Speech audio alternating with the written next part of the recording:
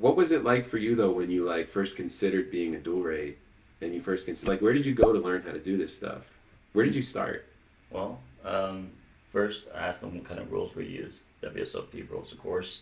Back then, that was just the TDA rules, small variations and small changes to Right. the rules. But So you're saying you went and you read them all and you learned them had all. Yeah. yes, that's one. Was there any like questions or any of that type of stuff? There's always questions. I mean, for me, I'm very green in the industry. I Hmm. played poker, but like I said, I'm green in the way the professional side of it. So even after I applied and I got accepted, there's a big part of me that says, don't do it, just because the level of knowledge and responsibility is completely different from a dealer. I'm not saying dealers have it easy at any given point, in honesty, there's a reason I'm smiling when I'm dealing with 9 players versus Right. like more serious when I'm dealing with hundreds of players in every aspect of the business. Right. That's why you see floors always running, a TC running around back and forth, back and forth.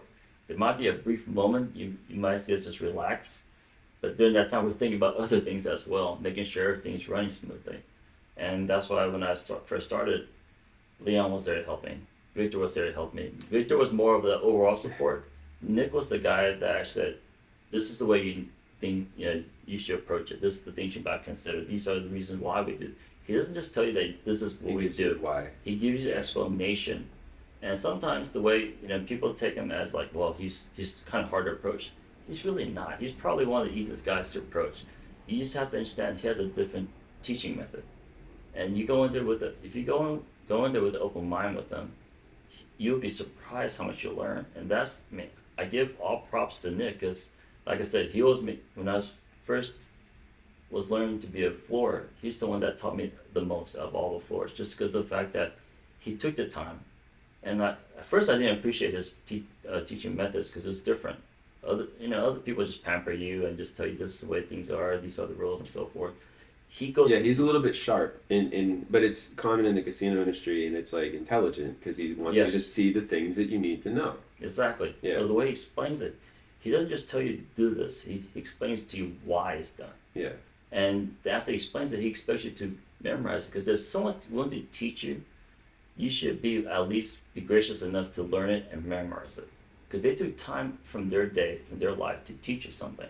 So why would you not give them full respect by learning it? That's really cool to know that that was your experience learning how to floor. Now, I want you to know that you could appreciate that even more than you already do because it could have been anybody that you learned from, That's true. right? Chris is amazing too. But the habits that you get and the mentality that you get, not you, but anyone that's learning to be a supervisor comes from whoever teaches you because there is no place to go, which is why I keep thinking I want to do this and I have an opportunity to build this course soon, so I think I'm going to do it. But that's a pretty typical explanation of how your training went to a degree. You got more time with the staff than a lot of people do. A lot of supervisors get thrown into it, handle the floor calls, run the room today, good luck, and man, is it messy.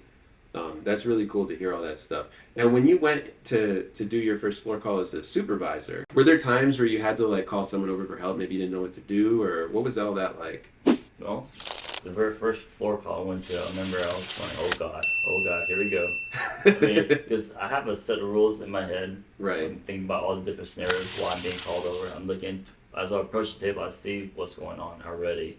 And yes, there's been times I'm like, hey, Nick, I could you really use your help. I will explain the situation to him, and he'll break it down for me. And he'll explain to me why it is what it is. So, You talking about in the moment or after the fact? in the moment. Yeah, and I highlighted that because it's important. People that just become supervisors a lot of the time, they think that they have to go in with this authoritative like hammer. And the reality is, if you don't know exactly what to do, you can still get someone else Yes. to just get it solved. The goal, like, because you know what it is, there's this mentality in poker, which I get it to a degree, where more hands equals more money for casinos that take a rake. And so they don't want to have to stop everything for a while, cost the casino money and all this stuff in order to get someone else that has more experience to come and get the right answer. But man, is it valuable to do that. Yes.